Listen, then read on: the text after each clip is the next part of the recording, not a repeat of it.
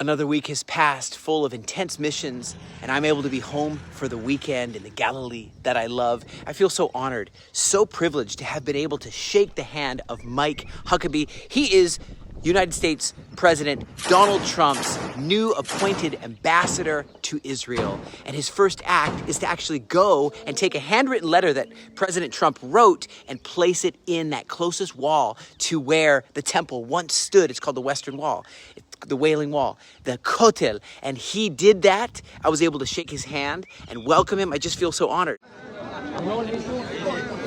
Thank you so much for all you do, Mike. You're a great guy. Say hi to Trump. We're with the Aliyah Return Center.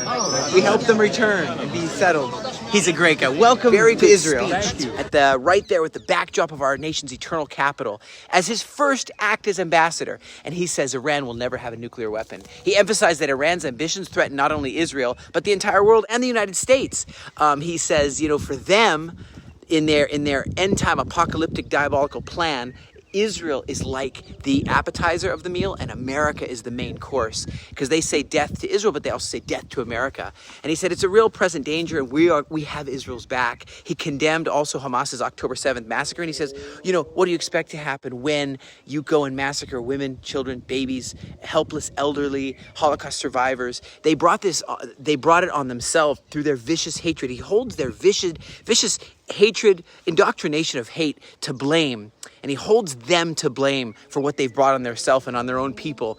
They're just evil. And he says Israel's response, very justified. He's very much honored the work that we're doing to find the hostages. And he says he wants every single one of these hostages to return. And he says we're going to bring them all home. And I love what he said about the relationship between the United States and Israel. He says this alliance is mutually beneficial. He said it's not just one-sided. He says U.S. gains in military defense systems, U.S. gains in medical advances, agriculture, technology, and many things, he says.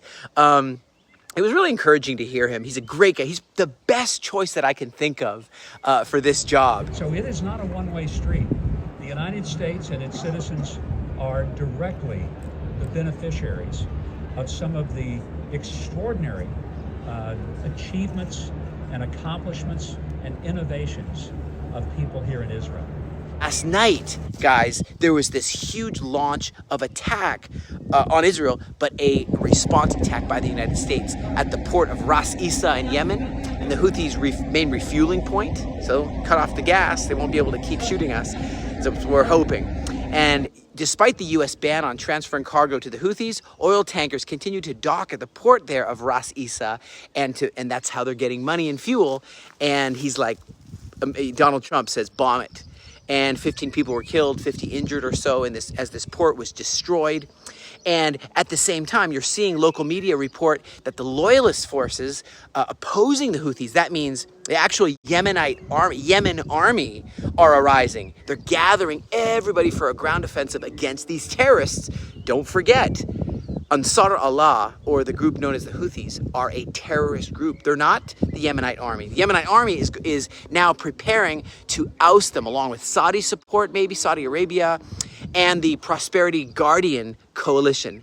And so we know the head of the octopus is Iran. We get that. United States Air Force now published a video showing some of the capabilities of hitting deep bunker busters that can go deep into the mountain, into the ground. And they're nuclear capable bombers, like the B-52 Spirit and so on. And this video had a message, a very simple message, very clear message from the United States to Iran.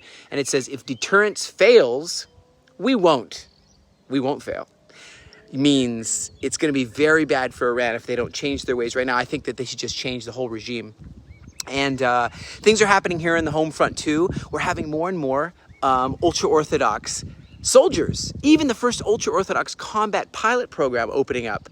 And there's even, their families aren't used to having, the big families. And they're called the Hashmonayan Brigade Fighters. So it's something we've all been wanting and talking about, is having these ultra-Orthodox join the army. Well, friends, it is happening. And it's just amazing. We're all working together to make sure this is going to work. And I think of the book of Joshua, chapter 10, verse 10 and 11. The Lord threw the enemies of Israel into a panic before Israel. The Lord threw down large stones from heaven on them. I think of what we how we are going to start bombing along with America. More died because of the hailstones than the sons of Israel killed with the sword. Operation Swords of Iron is still continuing. We still need help for the troops to have the equipment they need and families that have fled and have not been able to return yet. But we are believing also that there's going to be a great wave of Aliyah as the anti-Semitism rises around the world. You're a big part of this story. It is a unity that Aliyah Return Center is. So thank you so much for standing strong and standing together. Sometimes soldiers are in need of the basic tactical equipment that will protect them. Look, it's protected on the side there. And this soldier right here is in need of protection in his helmet. לחיים, תודה רבה. תודה רבה על הקסדה. באמת היא עוזרת הרבה, היא עוזרת מאוד, היא קלה, היא טובה. ואין לי מילים פשוט. He's saying, thank you so very much. It'll keep people safe. It'll keep him safe. Hey, it's a pleasure. I know you have to protect your identity.